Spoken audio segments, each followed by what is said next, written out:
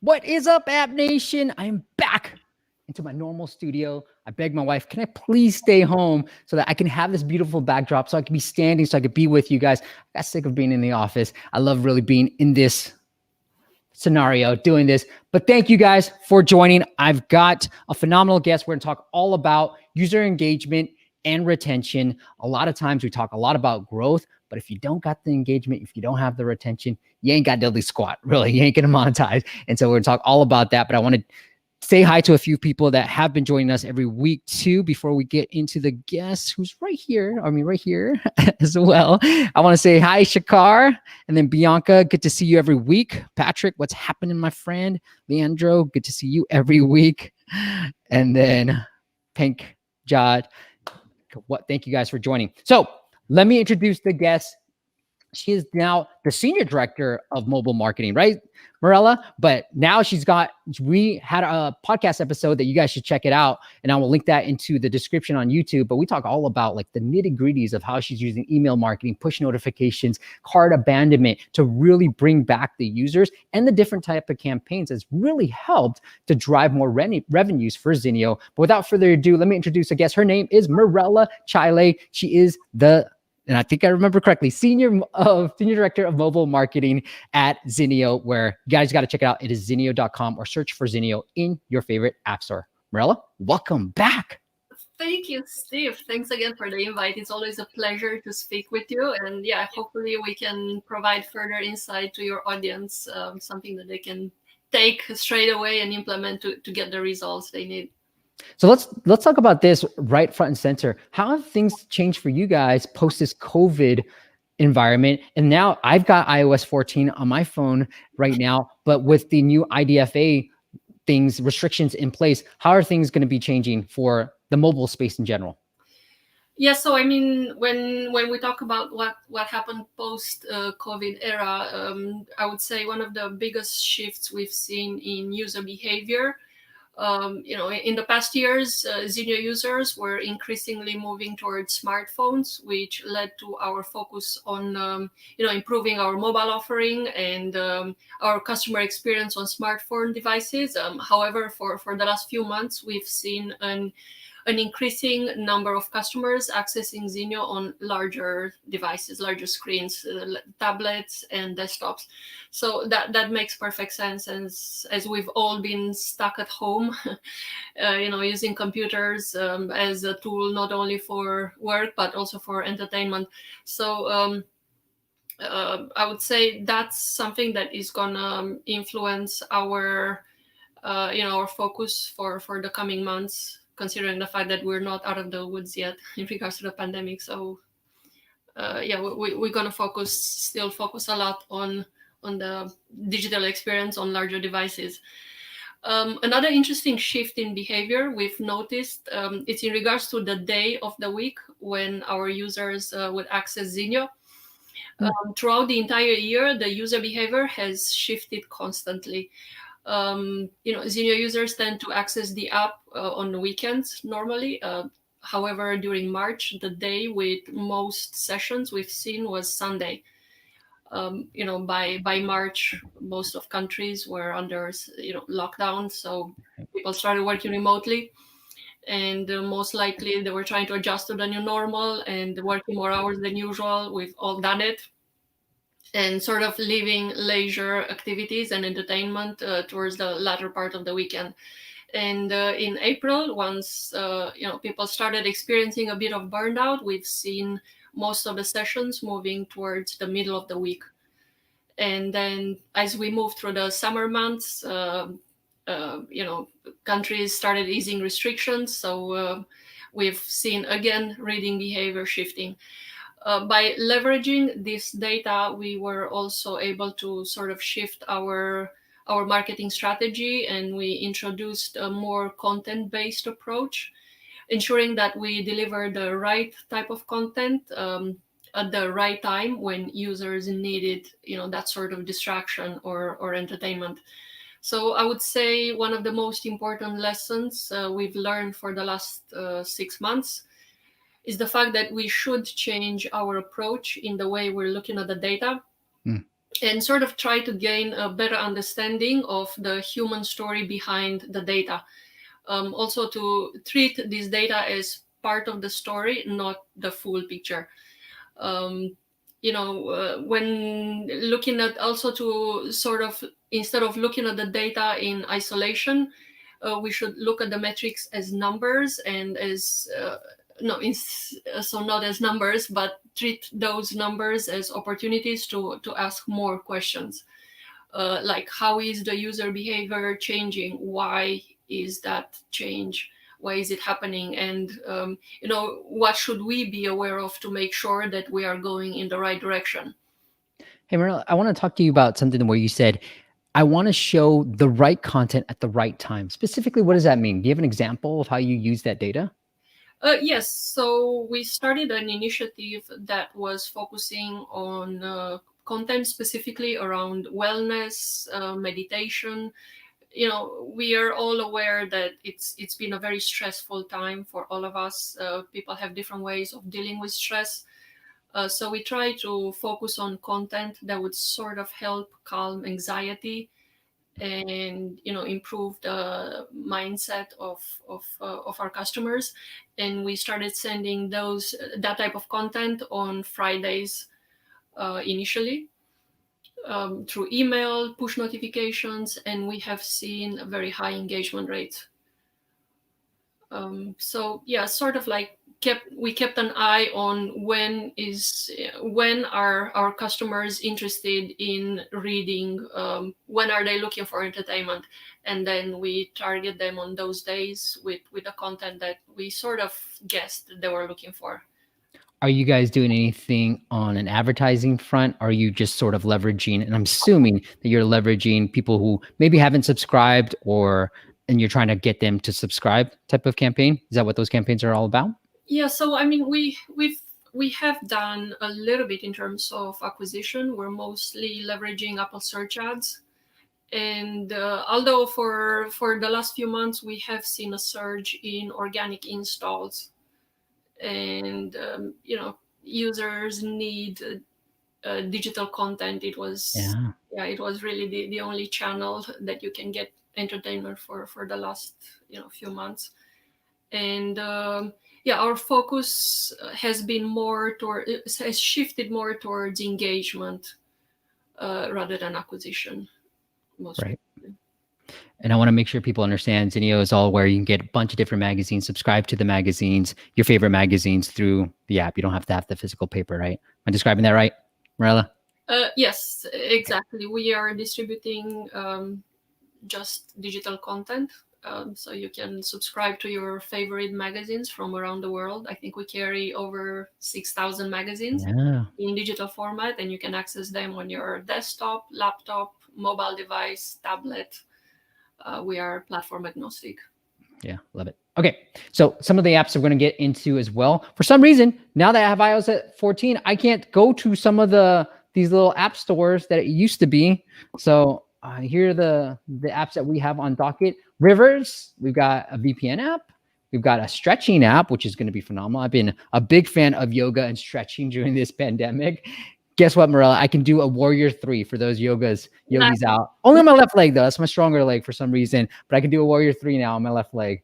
Pretty proud of that. And then fantastic. No, that's great. And then FocusByte. I'm really excited about looking at this, Dante, because it seems like a cool app. Like you're integrating a lot of different things in a Pomodoro timer. So I really want to get into that app as well. Okay, Mirela, before we get into this, I want to answer some questions and then maybe talk about some things that are on top of mind for you. So Bianca asks, Bianca, good to see you. Have you seen any studies that support pushing lifetime subscriptions versus annual as a strategy for success? Bianca, yes. I just did an interview with a client of mine as well, but he was talking about how certain countries and certain regions actually prefer a lifetime. And so he actually used that lifetime plan as a success story, because he's like, look, I know that in Germany and parts of Europe, people are signing up way 50-50 versus yearly and lifetime. And in the US, typically people are, the majority of people are signing up for the annual. And with lifetime, what you can do is now give people options and then make certain plans look more attractive. But yes, having a lifetime offer is actually a good strategy to implement. Mirela, you want to add anything to that? No, I think that's, I love your feedback. I think that's great. My only feedback would be to perhaps offer more more options to customers, as having more choices, you have higher chances of getting customers to subscribe. You know what? I was thinking the same thing, because I was thinking like, me as a consumer, I just finished this book called The Catalyst from Jonah Berger, and he was talking about options, how users love options, not too many options, because then, they're going to go into like, oh, which one should I pick, and never decide on anything. But giving them lifetime option, one-time purchase. I even thought with certain apps, maybe you have some ads in there. So a one-time remove ads in-app purchase, and then a subscription, because then you can start playing around with different price points to make certain plans look attractive. So I think from the books I've read, I think it's 3 to 5 options you want to kind of give your users before they start getting into like option fatigue, whatever the right saying is. Yeah. Cool. All right. So anything else from an engagement standpoint? I know one of the things that you want to talk about, like, who really owns engagement? Is it the product team? Is it the marketing team? And for these bigger companies, I know it's sort of a battle between these two teams. No, totally. I mean, I would say in most of the companies that I've been speaking with, the product team sort of owns a lot of the elements of the life cycle marketing. However, I think it's important to start thinking about product marketing and consumer marketing as 2 separate entities. While the product marketer is, they're an integral part of the success of the product or the app. Their focus is to drive demand and adoption among customers by looking at the product, from a strategic perspective, to ensure that the product is successful and it offers a great customer experience. However, the focus of the consumer marketing or retention marketing team is to build a truly consumer-centric ecosystem, which requires a new kind of expertise, a different type of expertise, as well as understanding the user motivation, what drives users to engage with a brand. Also nurturing them every step of the journey, to drive repeat session and loyalty. So I would also add that the upcoming changes, we keep talking about IDFA, but yeah, it's going to be a major shift in the advertising industry and the mobile industry. So this will sort of further accelerate the shift towards a customer-centric approach. And in order for brands to be successful in this new landscape, they need to build trust, they need to build reputation, and an authentic connection with the customers. So as well as developing a deep understanding of the different cultures in order to pave the way towards deeper and longer lasting relationships, and align not only through the messaging, but also through actions across the entire organization, by making diversity and inclusion central to a brand's mission. And I would also add that it's very important to break down barriers within departments and talk to each other. We've struggled a little bit at ZINIO. So I think that's important in order to sort of understand how to serve customers in the best possible way, and strive to be a customer-led organization to better align customer obsession, by asking key questions. What are our strengths? What do our customers need? And, what do they get from us, and how to best help them get the value from using our product. I think that's really key. I like it. Okay. I want to Pankaj, I think I'm saying it right. He says hi, but Pankaj, this is your app, so we're going to take a look at that. And it is Rivers. So Pankaj says, Rivers is an all-in-one mobile-first remote social collaboration platform. We would like an overall feedback of the app from what you're covering, onboarding, user experience, ASO recommendations, any suggestions on how we can get the right users acquired for Rivers. What are the chances that Apple might feature it? What did you like, dislike? Okay, cool. All right. So looking at the app, Mirela, it looks like a Slack meets Trello meets Asana type of thing, right? That's the general sense that I got from it. From an ASO perspective, obviously you're going collaborate. I have done certain apps like this where I think it's like team collaboration, collaborate.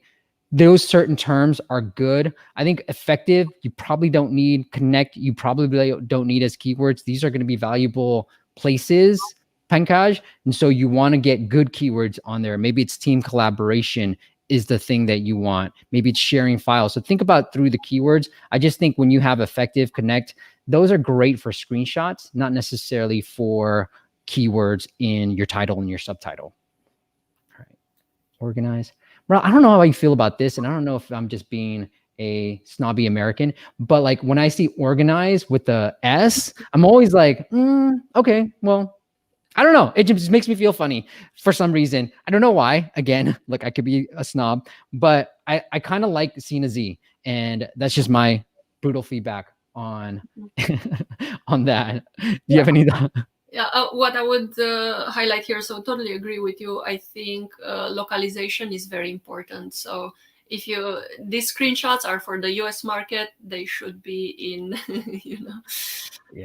they should not use the British spelling. It's like, how dare you? All right. Group your activities and topics and channels. Okay. And I think what you can do is really talk about the benefits of, because of what I find with these type of tools, and we had a problem even going to like Trello and Asana, and then now we're at ClickUp. It's like, do we really need this? It is a huge barrier to switch over to a platform, especially in teams. So really think through, like, are you targeting a team that is just starting out, that they know nothing about Asana and Trello and all these things and Slack? And so, but if we already have something in place, like most teams do, it's a huge burden to switch over. So really, instead of being like, group your activities and topics and channels, which, other things have, like, what makes you unique, and talk about the big benefits of that. Sure, you should talk about like what your app does in your first screenshot, but the second and third should really be like why you are so unique, because there's so many players in the game for this. I totally agree with you. Something else that I'm not sure, sorry if you mentioned, but 60% of the users would not swipe past the first 2 screenshots. So that's really your best real estate to highlight what makes you unique. By looking at the screenshots, I think the third one would probably be a huge differentiator versus Slack. The fact that you can assign tasks. I don't think Slack has that. Yeah, I don't think so either. Yeah, cool. All right. I think that's good. From an Apple feature, look, like I've said in the past, it's not necessarily important. It's never going to make or break your business. The designs look great. I'm going to go into the app and kind of give you, but that's the one thing I look at when an Apple feature. ZINIO, Mirela, you've probably been featured by Apple a bunch of times. Like, what have you seen as the impact of an Apple feature? We have seen a huge increase in impressions and installs, but usually that tends to last throughout the amount of time we're featured. And after that, it kind of dies down very fast. I don't know if you had this experience, but I was talking to a bigger client of ours who's been featured multiple times. He's like, it doesn't always mean the right users. Like, we don't see the higher subscribers. We see a lot of people being like, oh, that sounds interesting, let me check out the app, but not a lot of subscriptions from an Apple feature. Yeah, I agree with that. Something else I wanted to mention is the fact that perhaps they can focus on increasing the number of App Store ratings. So currently the average rating is pretty good, it's 4.6. That's a great number. However, the low volume could be a disadvantage. Usually I'm kind of suspicious when I see such a low volume. I think, okay, that's probably like the family, close friends, and yeah, true. Low volume and high ratings. It's like, I don't think it's family. Yeah, exactly. So, I mean, I don't think there are any studies out there that would give you the exact number of ratings you should have, but I would say perhaps maybe 5,000 would be a decent number to aim for. Yeah, and Mirela talked about how she was able to do that. I think they even covered it in one of my videos. It's time for a shameless plug. So yeah, I have several articles where I talk about a project that we worked at ZINIO on, where we needed to improve our average star rating. So yeah, you guys feel free to reach out and I can send you the links. Yeah, please do that. And then I will put it into the YouTube comments or in the YouTube description below, so you guys can check that out as well and into the show notes. You guys, just for those who are watching this does go into a podcast. So if you can't watch it, you know, it'll go on to the podcast next Thursday. So you have to wait a bit. All right, Mirela, let's get into the app itself. So here is my phone. Hopefully I don't get any crazy text from anybody, but this is my real phone. All right, here we go. First time user experience. Again, this is why I don't like this. Yep, me neither. So don't ask me right away. Give me a reason why. Don't ask me right away. Like, hey, stay informed on top of your team. Accept, you know, enable push notifications. The double opt-in is always the best way to go. So I'm gonna. Yeah. It seems very intrusive. It's the first thing we see when opening the app. So I would recommend delaying it a bit so users can experience the app first to understand what value they get from opting in.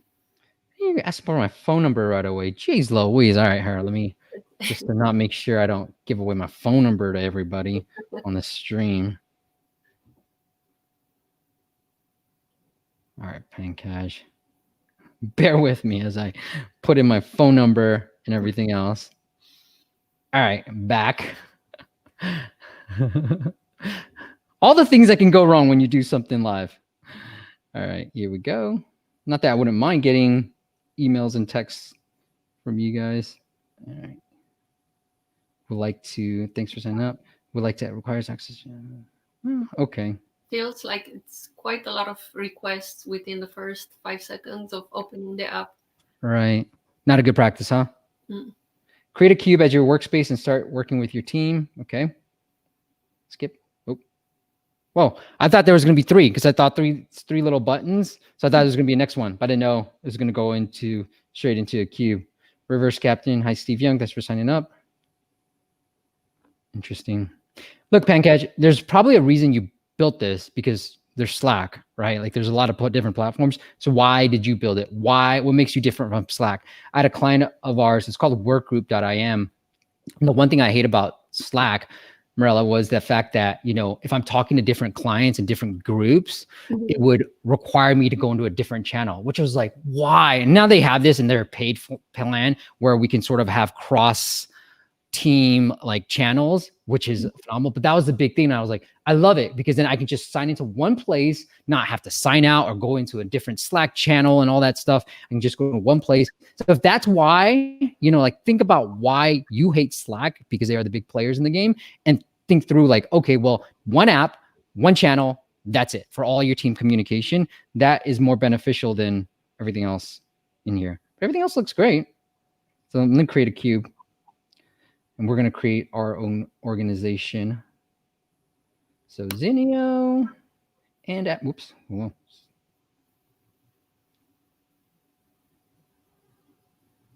All right. Let me do this real quick. I should probably just create anything. Okay, now I can add members. So let's go into my contacts. I'm going to skip that. Cube directory. Add a new topic. You know, I think the first thing you want to do after you create a cube is invite people. Now I know you had it in the contacts, but maybe because this is a team, a professional team, they might not be in my contacts. So I might want to send them an email. So I think the first thing after a cube should be invite your members, whether it's a link, a big share button to do it, not create a topic, in my opinion. Yeah, I agree. I agree with you. I think I remember in one of the interviews from Facebook's growth team, which was a while ago, they were saying that remember that we have 7 friends within the first 10 days. That's success, the key to success. So yeah, I agree with you on that recommendation. First, build your list of contacts, and then sort of move on to the next step of. Yeah, you have this huge space that you're talking about, create a topic, but guess what? A topic isn't that valuable if nobody's there to actually talk to me about that particular topic. So the biggest thing is to get more people to join. Again, it was great in the contacts, but most of the time, I'm probably not going to have my team's contact info in there. It's all going to be more personal stuff. All right, hope that was, let me know in the comments below, Pankaj, what you think but I think that we answered most of your questions. Overall, the app looks great. Like, you've done a great job. The design elements are great. Anything from an engagement or push notification, I know you're really big on that stuff, that you think we should be implementing here, Mirela? Yeah, I would have to have a deeper look at the app. Okay. Right now, the first view, it's kind of difficult, but one of the things I wanted to talk. Sorry, go ahead. Like you said, I would try to push users within the first session to add contacts, to refer people to the app, to get more contacts in there so they can interact with. So that's what I would perhaps do with the first push notification or the first email message. Yeah, I like it. Okay. Like Rivers is way better, or flow better. Yeah, I don't know. I was trying to think of a pun with Rivers and all that stuff. But Mirela, one thing I want to ask you about too, I created this video about like a strategy for push notifications, that day 1, you should do this. Day 2, you should do this. Day 3, you should do that. Because I feel like there's a tight window that we have where a client maybe figures out about ZINIO, like, oh my God, they have all these magazines. I really wanted people. I'm so sick of paying and, like getting these magazines. I can get it sooner. I don't have to wait in the mail. Then you have this short window where they're so excited. Do you have a strategy in place that says, all right, day 1, you typically want to do X, Y, and Z. Day 2, you typically want to do this, and so forth at all? Yeah, no, we don't have. No, I'm joking. So I would say, for any app, the first week is the most important. The way you onboard your customers, your users during that first week, it sort of decides the fate of your retention rate. And I think that's something that maybe a lot of companies need to work on. They put so much work into acquiring customers, but then there's not as much effort into sort of driving customers in understanding how they can get value from that app. So yeah, I would say that's sort of get users from point A to point B. So this is where a very strong activation process comes into place. Getting users from the sign up to creating a habit around using your product.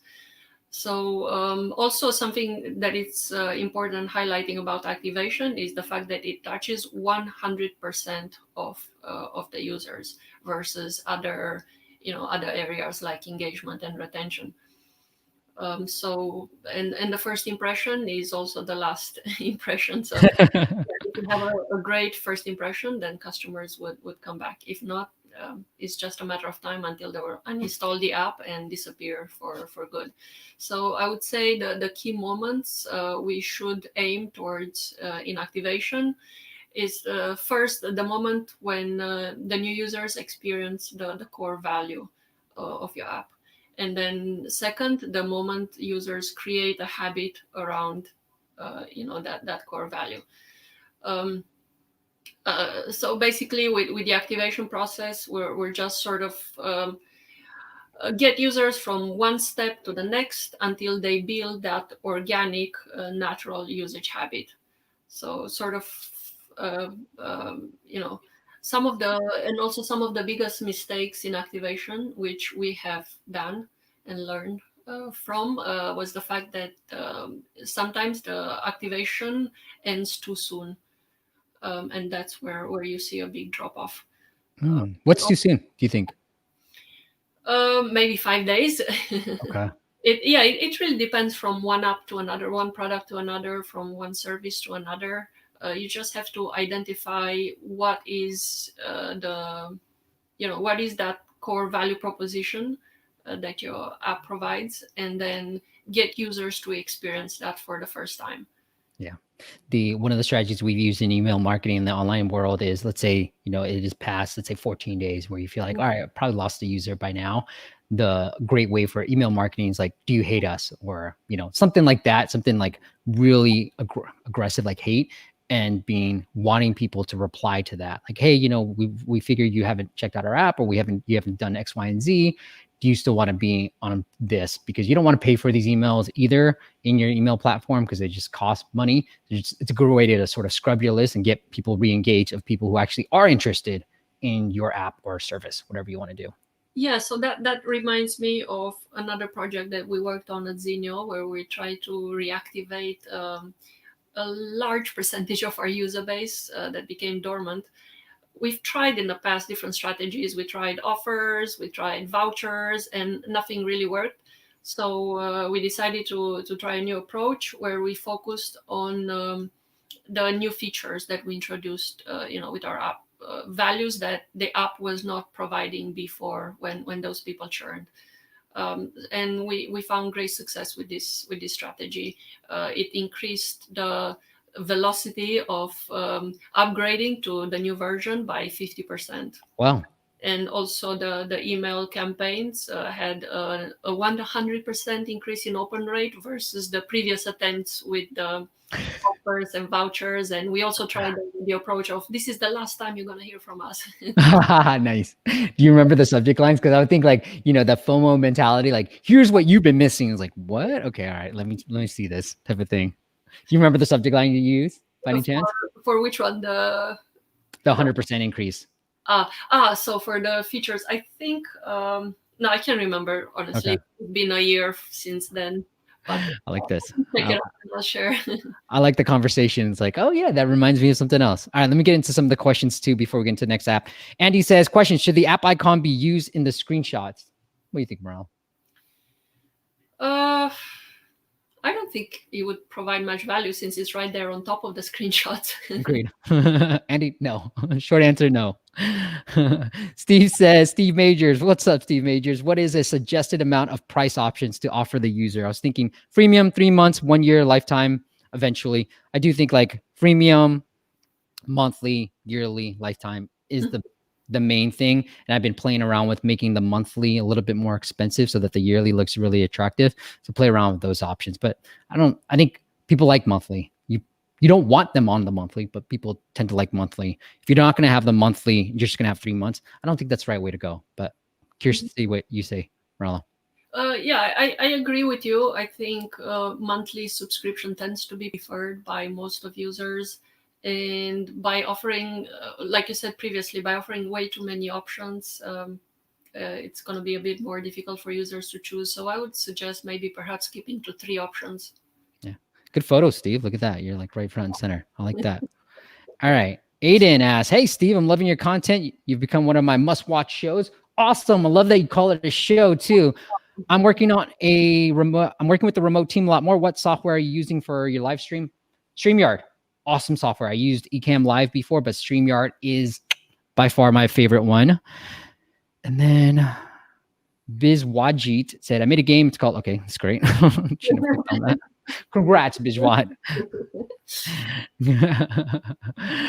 Andy says, what's your opinion on non-disclosure agreements? Is that important with teams I'll be working with? It was mentioned in Chad Moretta's book. Andy, like if you're in the, I don't know, Mirela, like, I don't know, jump in anytime, but like, I feel like in the very beginning, when clients come to me like, hey, sign this NDA first, I'm like, oh, what are you, a beginner? Like, I just feel that way because it's like, I've heard about your idea. Like if you think I'm going to steal your idea, trust me, I probably heard about your idea 2 or 3 times already, given the space that I'm in. I always feel like when you're about to move and work with the client, obviously, when you're very serious about working with that person, then go ahead and do that NDA. Like our agreements all have non-disclosure type of clauses in there. But when you're just starting out and just like talking to people and trying to get some quotes, I don't think an NDA is that important yet. Mm-hmm. I mean, I would be speaking from a different perspective as an established business. So in our case, yeah, that would be required for pretty much every conversation we have with a potential vendor or partner. Right. But yeah, if you're a bigger company, I get it. I'm like, all right, hey, you're ZINIO, you're Red Bull. All right, I'll sign this thing and then we can talk. But if you're people like me and Andy, I don't think you need it yet. That's just my opinion though. I'm not legal. I don't think my lawyer wife would tell me, I'm not a legal consultant, so go make sure you could talk to them for any legal questions. Disclosure. All right. Aiden says, how do you build before launching an app? Okay. How do you build an audience before launching an app? Which social media platforms are best? Is a landing page a good idea? What's a good resource for landing page ideas? So I can start, Mirela, and you can jump in anytime. do think that it's important to build an audience if you can. Not necessarily always important, because the cool thing about an app store is there's a built-in audience looking for stuff. And so you have that in place. But depending on your app, Aiden, maybe you do want to do that. Now, the platform is just really depends on where your audience is. If it's on Instagram, if it's like a motivational app, be on Instagram. If it's a Rivers app like Pankaj, you maybe want to be on LinkedIn. And so think about where your audience is going to be, and then that will inform you on which social media platforms are going to be best. And a landing page, I think it is a good idea just to gauge the type of interest, where you can say like, where are people scrolling to, send them to a certain spot, have an email opt-in when you can launch soon. So it is nice just to test different things, and you might be able to test even like ads if you have that type of budget, like icons, messaging, to bring them into a landing page and hopefully get them to give you your email address. Again, don't think all this is necessary, but since you asked, giving you sort of my ideas on this. Mm-hmm. Yeah, totally. I think a landing page with an email capture is vital, because that's how you really build that audience. And then once your product is live, then you can start promoting it to that specific audience. And I can't remember 100% this, but I know in the App Store there is an option where you can pre-launch the app. Yes. Yeah, I don't know much about it, but I think that's also an avenue worth exploring. Yes, Aiden, definitely do that. So even on Google Play and the App Store, I've got a video on this where we say definitely put it in pre-order. You know, on the podcast we talked about this. On Apple, you can put in pre-order. I won't get into specifics, but like you can put it in pre-order mode, and on Google you can do a private beta or an open beta, and you should definitely do all of that too. But with Apple, you can be in pre-order mode. The cool thing is people can't download your app until you officially launch, and so you can literally build the app as you're in pre-order mode. You can update new builds, and that's what we're doing with our app. And I'm going to share that case study later on. All right, let's get into the next one. Alex says, "Hey, Steve and Mirela, back for my second live stream. Appreciate your work." Alex, why is this just your second? I've been doing this since April, man. Come back next week. So that's all I wanted to say to you. All right, let's get into the next one. We've got the VPN app. Now, it's no longer available. I was able to download it yesterday, but today, Mirela said she couldn't download it. I couldn't, if I hadn't downloaded it, I couldn't see the app in the US App Store. So it looks like just for Canada. But let me go into what they want to cover. Talha says the design description, basically everything Steve finds important. Well, thank you, Tala, for the trust in me. But here, let's take a look real quick, because I can't see it in the App Store kind of like this. I'll have to just show you guys. So obviously VPN, and I'm going to App Annie, so I'm sharing all the, or Sensor Tower, so I'm sharing all the data. A lot of good reviews, 1,600. Mirela wants you to get to 6,000, so get there soon. But it looks like you're making some money, so good job on that. Let's take a look at the screenshots, like the 2020 featured by Apple. I like that. I travel a lot. Sorry, Mirela, go ahead. Oh no, I was just saying this is nice. Yeah. I love when you use that on the screenshots. I think that's super engaging and relevant. I don't think you need it twice. Just put featured by Apple, app of the day, or whatever you got. I like this too. I like the little quote. Unlimited VPN ad bandwidth combined with any browser, ultra fast servers. Cool. Yep, I like it. I noticed with other VPN apps that they don't have too many screenshots. It's just like 1 or 2, 3. And like one client had one really ugly one, and he was making lots of money. And I was like, holy cow, how are you doing this? And so everything looks positive so far. Super unlimited, super speed VPN app. Okay, see what you're doing there. Done a little bit of ASO for VPN apps. So far, so good. So I think this is the promotional text. Security and privacy for Canada. This is what Tunnel VPN is all about. Okay. You know, he says here too, in a recent study, it was revealed that cyber attack happens every 39 seconds, and every 1 in 3 individuals are affected by cyber attacks. That might be something worth mentioning. You know, like protect yourself from cyber attacks every 39%. You know, like something like that. Maybe use that as a way to scare us, because this one, like, I think this is what we expect from a VPN app. This third screenshot, where you know, you don't need to point out all the obvious things of a VPN app as well. This is great. Yeah, I would also look at the most positive reviews and use that information. Great point. Okay, let's take a look at the app itself. So far, so good. Boom. Tunnel VPN. I'm expecting a pricing page. Marilla? I expect opt-in notifications. I was going to say. Again, you win. You have 1 point for you. You should just guess. That should be the game. Oh, I was expecting a pricing page. Usually it's like, boom, pricing page. But one thing we always say, I like how he has it at the bottom, get premium membership. So he's probably trying to ease the user in, and then goes into 1 week, okay, 1 month, 3-day trial, and then 6 month. Yeah, I love 3 options and highlighting the popular one. I think that's great. Yeah, and I think you probably want to get people on the 6 month. Now it's no longer available in the US, so that's probably why this is happening. Yeah. But yeah, I think you probably want to get people on a longer one, because 1 month, I don't know what I've heard of this from others too, and I've kind of did it myself as a user, but I tend to stay on for a couple of months and then cancel. Whereas a year, I'm like, okay, I kind of forget sometimes. Well, that's because the app needs a strong retention team. Yeah. Well, I like it. I think the only thing I would change is try to show that pop-up right in the very beginning. And this pop-up, I think the VEST VPN to protect your privacy, like, again, use the cyber attack that you had in your description. Talk about why. I just think that the VEST VPN isn't cool. Like, whenever I hear best, I'm like, okay, well, best at what? Like, so I'd probably get into more specifics on what you had in your screenshots. Like, even go back to something like this, where I think this is beautiful, and then talk about the cyber attacks, like protect yourself from cyber attacks. So you might have to A/B test this a little bit, but the fastest VPN, unlimited VPN bandwidth. What are some of the benefits for me subscribing versus just clicking this? Because I could probably do this and protect myself. Oh, dang it. It's going to go into this. All right. I could probably protect myself, but what's the limitation? I know there's probably, I'm limited to something by protecting myself right now. So what's the difference between me free and me getting paid too? I don't know what it is. Yeah, no, exactly. Because I mean, there are so many free tools out there for, you have Ola and I don't know how many others. So you have to highlight what makes you special. Yeah. Cool. I feel like this is wasted space. Like, this guy's great, but you can kind of talk about the benefits. Like, people are more likely here. I always point back to this Reflectly app. And you get to see all the apps that I've been using lately. This pricing page, Mirela, I'm in love with this pricing page. So something like this, right? It's like, Yep. You have this guy. While it's cool, not really necessary. You can talk about like how you protect, how more protected. You get the little benefits of it, success stories. You've been featured by Apple, all these little things that you can probably pull.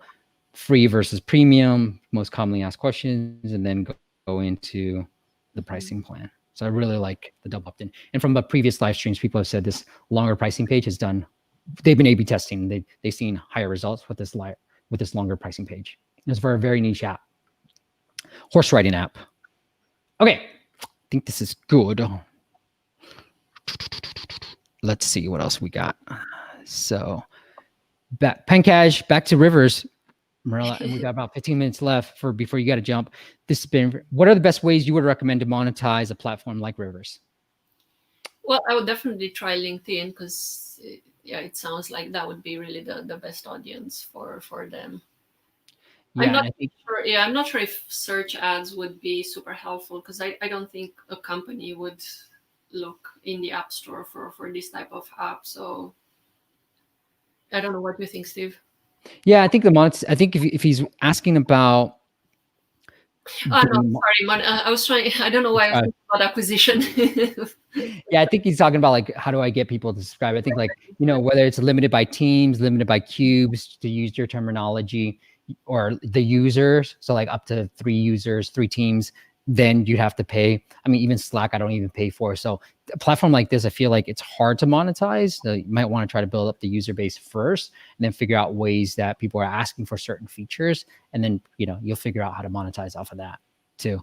But Pankaj said, I was like, what's the difference? He's like, it's mobile first, easy to use. The UVP is instant messaging app, has features that have been in. Those aren't differentiators, in my opinion. The fact that you're mobile first doesn't really matter to me. The fact that you say you're easier to use, that's subjective in a way, because I find Slack pretty easy to use too. So what is it that makes you really different? These are just like things. I could just say like my YouTube channel is cooler. I'm more excited. Like that doesn't really mean anything to anybody. But if I like provide better content than everybody else, that's even better. So like think about this. This isn't a key differentiator. So you got to really think through that. All right. And also what I mentioned, the third screenshot that was showing how to sort of task coworkers with, if you have it, I can't remember what it was. Yeah. Mm-hmm. Yeah. Right here. So yeah, I would say that's one of the differentiators. Slack doesn't have that, or any other Skype business, or I think I would start there maybe. Cool. All right, let me get into a few more, and then we got to say bye to Mirela. Alex says, speaking of monetization strategies, do you think it's feasible to mix a gamification concept, purchasing quantity of coins with the subscription concept? Yes, I think that's all possible. We talked about options. So I think that's good to have. Mirela, you want to add anything on that? No, I agree with you. I think that the more options, the better. And yeah, it really depends on the subscription price, I guess. Yeah. And you can see that games are moving towards this anyways. And I do have some examples of an app that does this where they do, here, I'll show this real quick for you while on topic. But I have this app that I really like called Motivation.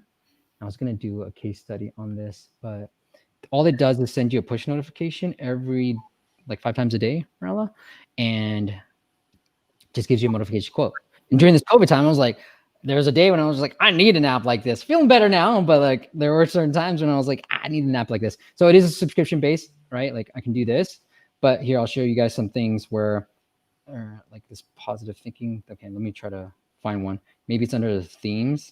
So one of these themes, let's see if I can change it. Yeah, right here. So I can go premium or watch an ad. So they're sort of mixing in, they're mixing into, oops, let me move the comment, but they're mixing, the app is mixing in the unlock this theme by watching an ad, or I can go premium.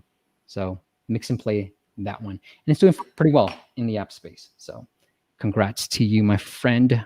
He reached out back in the day, used to listen to the podcast. He's doing so well, they stopped listening, Mirela. That's the problem. All right, let's go into our last app, and then we will call it a day. We'll do FocusByte. I know, Dante, I'll try to stick around a little bit longer. Mirela, if you have to jump, you can jump.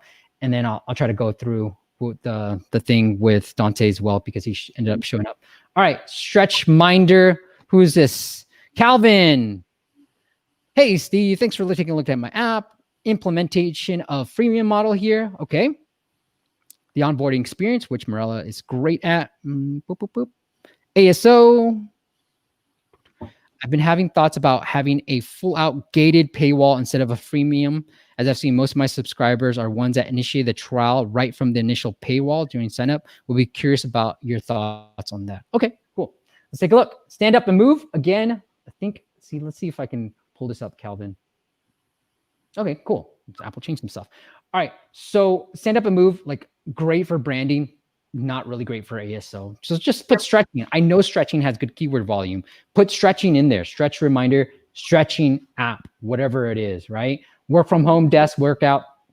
I think what you're trying to go for is home workout and then desk workout.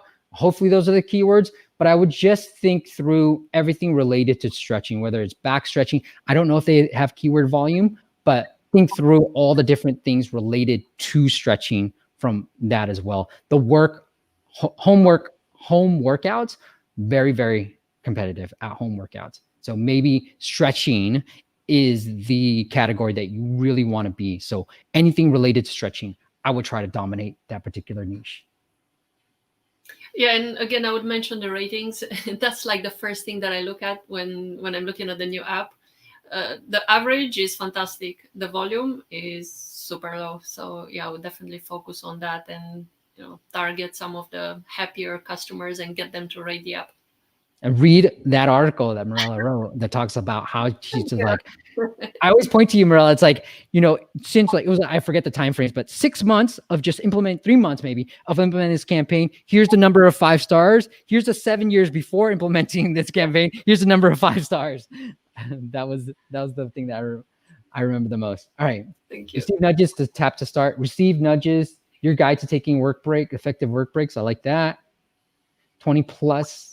Okay. Seems small, but that's why I was like, maybe it's small. I like this. These screenshots are beautiful. Mm-hmm. No, totally. Although what I see missing is the app preview. I don't know. How do you feel about not seeing a video?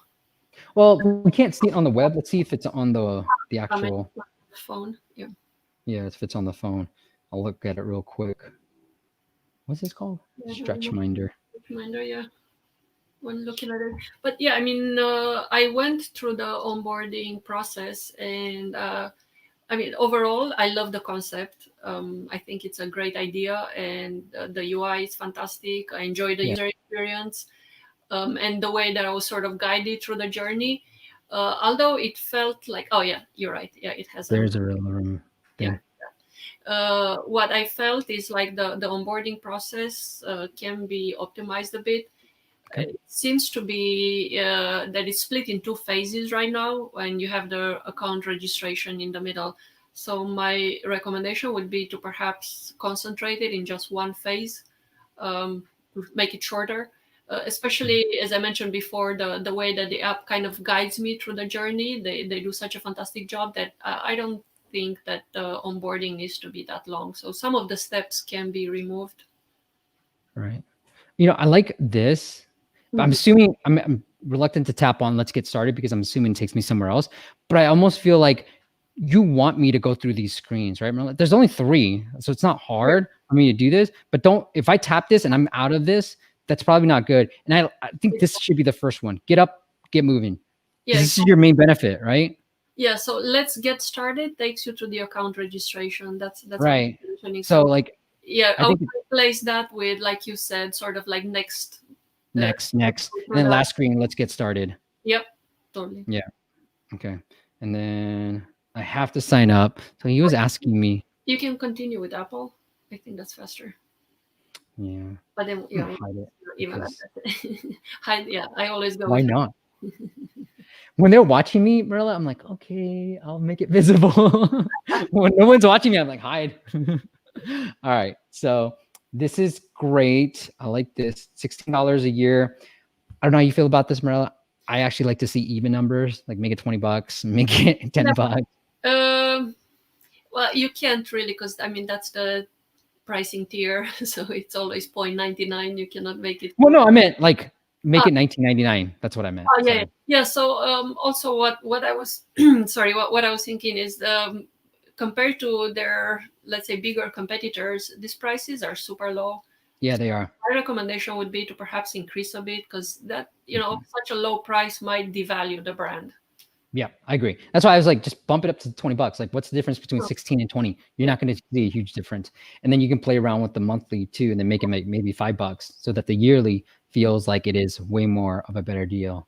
But I like everything here. Yeah, another option. I'm a huge fan of 3 options for some reason. 3 options. Lifetime. We talked about this as theme. So maybe think about lifetime where you can make it $50 or $40, right? It's usually 2.5, I think. 2.5 the yearly. This is usually the lifetime. Okay, yeah. That's what I've heard. Okay. Good morning, Steve. I like that. Schedule in your breaks. Let's get started. I like that. You might want, I don't know. My feeling is I probably want to move right away, right?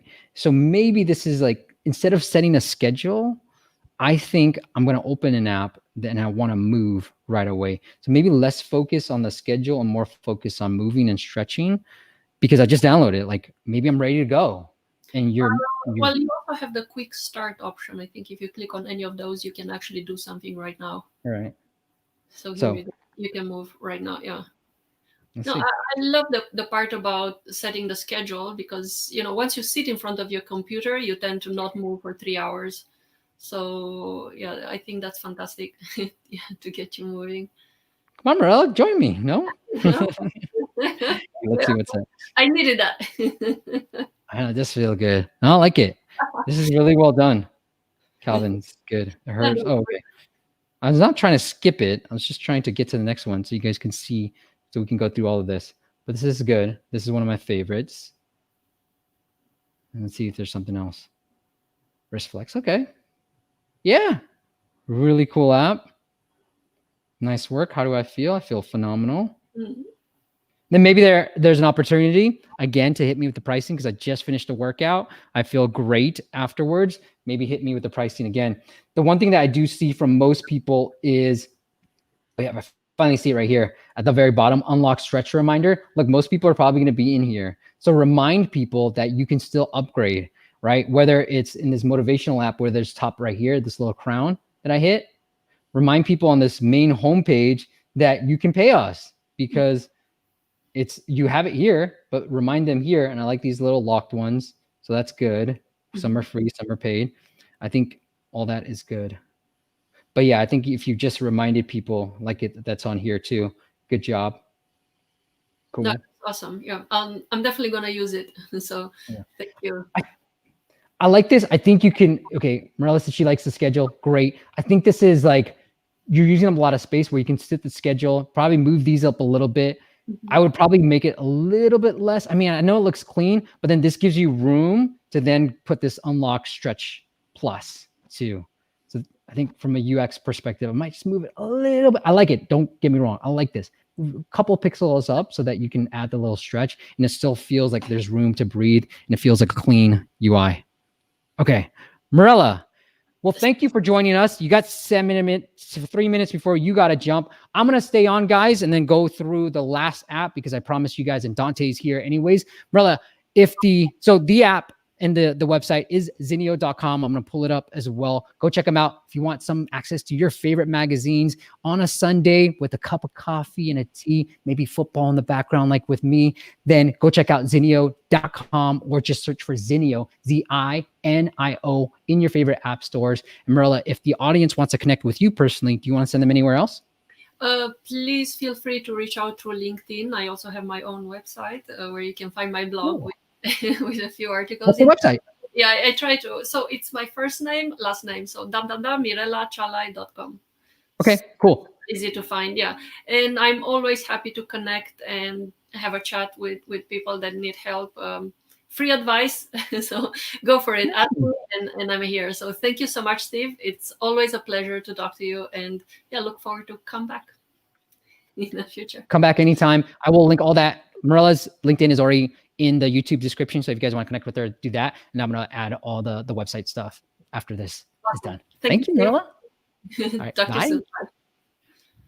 Okay, let's see what else people have said. Joe, you made it. You arrived late. I know it's late in Australia, but thank you for making it. And then Rana says, how do you check app and game trends? Rana, easy. App Annie. All right, here, let me just show you guys. Let's have some fun before I got to jump myself. But App Annie is the perfect spot to do this. If you just search for like market research on YouTube, on my YouTube channel, you'll find it. But go to top charts right here.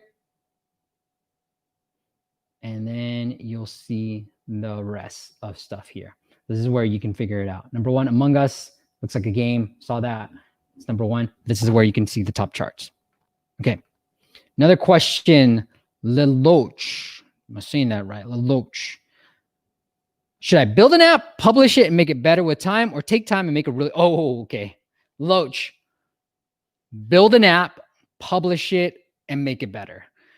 Don't... Too many times we spend too long waiting to get user feedback. Just build the core features. Like put the core 3 features that you think is going to be the difference maker, right? And then build that, push that out, and then see. Because a lot of times, look, like what's the study? 1 in 10 businesses fail within the first 5 years. The stack is, what's the right saying? Everything's stacked against you. So the sooner you can launch and the sooner you can get feedback, the better it is. Please do not wait too long. Build a minimal viable product, get it out there, see how people are converting. And then once we've done this, look for the video side hustle strategies for app marketers. That is a phenomenal video. If you just got a limited budget and you want to launch your app, and we talk all about how do you do market research? How do you build a minimal viable product? Get it out there and then fix it and build it better. See that the audience is there. Check that video out. It is phenomenal because I just sort of recap all the different side hustlers that have seen success in the app space and we talk about their strategies too. All right, let's get into the last app. Dante, I know you've been waiting patiently, so thank you for coming on. FocusByte. Dante, you still here, man? Man, more people are showing up right now. All right, FocusByte. I love this app. Focus timer. Looks like a Pomodoro timer. So from an ASO perspective, Dante, look, you need to have good keywords. The main keyword is going to be for you, Pomodoro timer. So you definitely want that in your title and your subtitle. Gamified study timer, you don't need that. It's already in your screenshots. So you don't need gamified study timer. Unless study timer is a good keyword for you and that has volume. If it doesn't, then you probably need something that's better, whether it's Pomodoro, whether it's focus, whatever it is, right? So think through that. And because this seems like it's for like my son's generation. Well, it still feels like it's for me. What I would say is think through the keywords that they might be targeting, right? Like your students. So whether it's like Rudy's app that we've done a live stream with a couple of weeks ago, it's geometry solver. Or think about what high school students are going to be searching for, because you might find keywords that have good traffic but lower difficulty, and you might be able to rank for those. So don't always think through, this is my keyword, this is the main keyword I want to go after, productivity, Pomodoro timer. But think through, this app is built for this audience. What other things would they be searching for that I might be able to target too? Okay. But overall, looks good. 40 plus friends to keep you occupied. Grow as you study. Look, I think this is grow as you study should be your second timer, because I think the 40 friends cool, but not as cool as grow as you study, because that's what probably people want, right? Like back my age, back when we were in high school, we like these Tamagotchi things. And you kind of feed it and you grow and so much. So the more you study, the more you grow and then level up. So leave the timer and lose the treasure. Don't know what that means. Oh, okay, you could lose. All right. Collect all. Okay, I like that. Yeah. Okay, here's what I'm thinking about is fight your phone addiction, get rewards and good habits. Awesome. So see, like I like these screenshots a little bit more than this 40 friends. So I like this first one. I like this one, grow as you study. And then I think I like the customize and this one. So I might move these up, play around with that, but this is what I seem to like, because I think customization is huge for your demographic. And this is probably huge. I know I'm trying to fight my son with his phone addiction for that too. So that's what I would say with that app. Let's take a look at the app itself. So far, so good. Dante. Holla in the comments below if you, oh, good. It also fights. Okay, you are here. Good. It's very similar to Forest. Good. Yeah, I'm liking the app, dude. So it's so far, so good. Let's get better together. Level up and have fun while you study and do work. Okay, cool. Log in, sign up. Sign in with Apple. I'm going to hide it. Sorry, but you got my email addresses right there. Okay. Choose. Okay, like this. My boy. What's his name? But Dante. Shout out. Oh, cool. You go straight into it. All right. Be so good you can't ignore you, Steve Martin. I like this so far. Where can I buy? So again, Dante, like I would probably show this. I get it. I know you're trying to be like a soft sell type of thing, but I think showing the pricing page would be beneficial. You could put one-time purchase. I do think with an app like this, man, you could probably, I don't even know what the price is. $3 easily. I think you can charge $20, like $10 a year for this app. I just think with a subscription, things are moving towards it. And so maybe if you want that one-time purchase, like we talked about with Lifetime, maybe make it like $10 for a year and then $12 for lifetime, right? Something super simple like that, because if then I'm like, fudge it, I'll just buy the lifetime, right? So I think that's important. I don't think the one-time purchase is interesting. I would put something else like have fun, do more, or be more productive and have fun, or have fun being productive. Something like that versus one-time purchase. Who the hell wants to do that, right? Like nobody wants to pay. Nobody's like, hey, come into my store and buy clothes. It's like, come into my store and save. People want to save. All right, access your statistics, save data, custom tags. All right, more coming soon. Cool. Yeah, I think if you want to continue building this app, you want to continually get people to subscribe to a subscription. So again, here, the biggest mistake I see, no pro version to buy on this home screen. All I see is start, which is awesome. I love this quote. I love all the graphics into it, but hey, you can move it up. You can maybe even at the bottom say go pro, or maybe even right here, go pro. Somewhere you can say go pro. I had to look for it. Not a lot of people are going to look for it. I don't think. Whoops.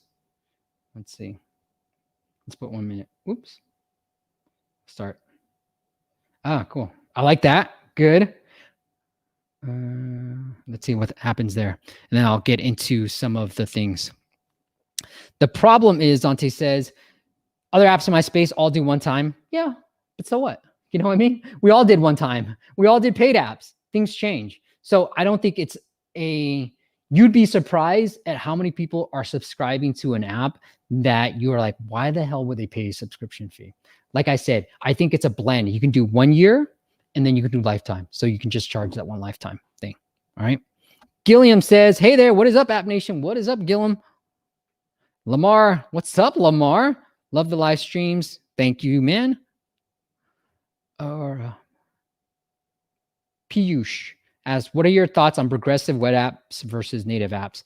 Piyush, not my expertise.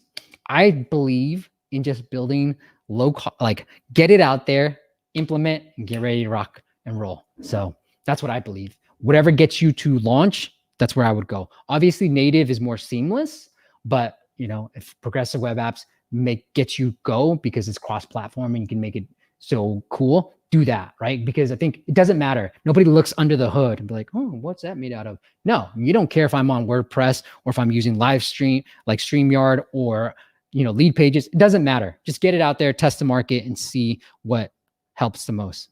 All right. Cool. So here, Dante, something to play around with.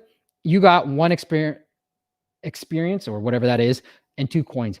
Maybe allow me to double up and watch a video ad.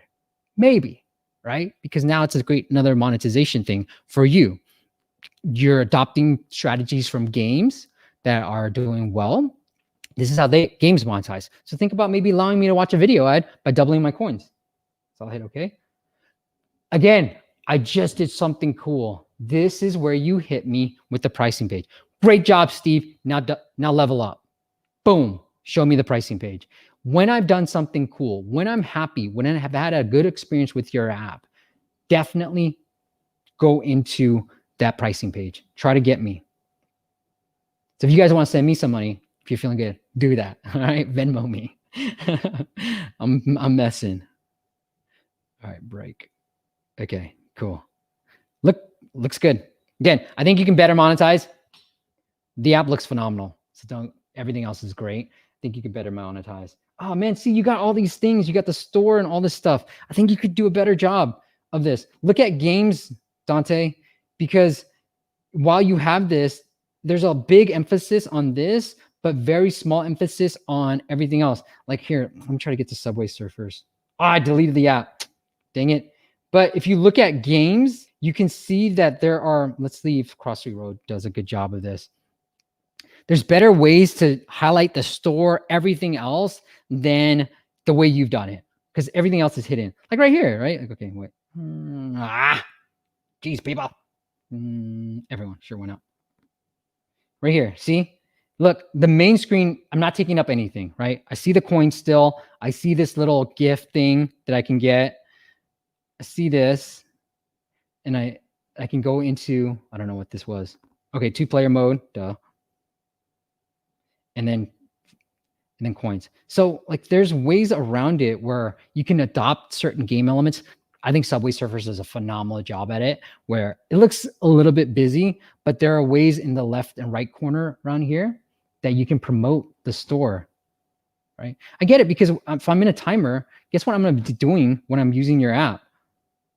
If I'm in a timer, most likely, which is what you want most people to do, I'll set a timer. Ooh, that's kind of weird. Dante, fix that. I'm trying to scroll this and it keeps coming up. Not looking good. All right, so I'll do this instead. Okay, guess what I'm gonna do? I'm gonna hit start and I'm not gonna look at your app. Hopefully, right? Because I'm studying. So you wanna highlight, give up, yes. You wanna highlight these things, these cool avatars and store somewhere on the main page. Don't bury it under here. Now, you have the data. You say, screw you, Steve. I have the data that proves that people go to it even underneath the hamburger menu. All right, might be wrong, but I'm just saying. All right. Andy, how was your time in SoCal? Did you have fun? Thanks, Andy. I did. I can show you some pictures. Let me see if I can find some pictures, but I'll show you some pictures. It was so much fun. We were in Palm Desert and we had a great time. That it was a good reset. So I'll show you some pictures. All right. Any other questions before we say goodbye? Let me pull up this. Check this out, Andy. All right, here it is. A little exclusive. Why not? Right? Like, let's have some fun. Like, Andy, you're in SoCal, right? So we stayed in this house. There's this lake right here. So much fun. Something about being in a lake and waking up in a lake. Man, does something to the soul. Here's the family pic. And then here's my wife, beautiful wife and daughter. What else? Another picture of them. My son. We stayed in a hotel. He's coming in. The slides. So a lot of good fun. All right. I don't know why I'm sharing this with you guys. All right. Joe Motive. All right. Yo, Dante, keep me posted. He said, got it. Good. Thank you. Keep me posted, guys, as these live streams. I mean, I love hearing back from you guys too. Like, hey, we made these changes and this is what happened. Just like we did with case study with Rudy. If you have a case study that you want to share with me, email me, steve@appmasters.com, and we'll have you on and we'll talk about the case study. So hopefully that will help. Piyash says, what books do you recommend for marketing strategies? Piyash, I think, depends on where you're trying to think through, but there's Influence by Robert Cialdini. It talks about its marketing focus. There's The Catalyst that I just read. That was great in terms of psychology. And then there's Traction. So those are all good books. Just start with one. I mean, I feel like they're all blending in because I just do a lot of audiobooks, but that's been great. Okay.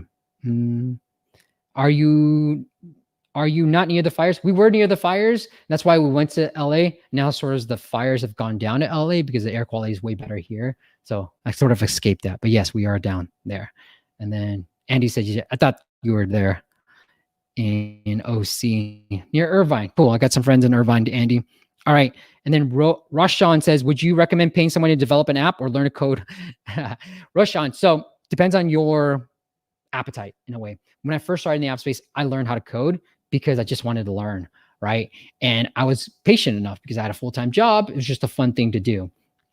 As now this is my business, I know I'm way better at marketing than I am at actually coding. While I understand it, it's good for me to have this coding knowledge so that when I talk to a developer, I can see if they're BSing me or not.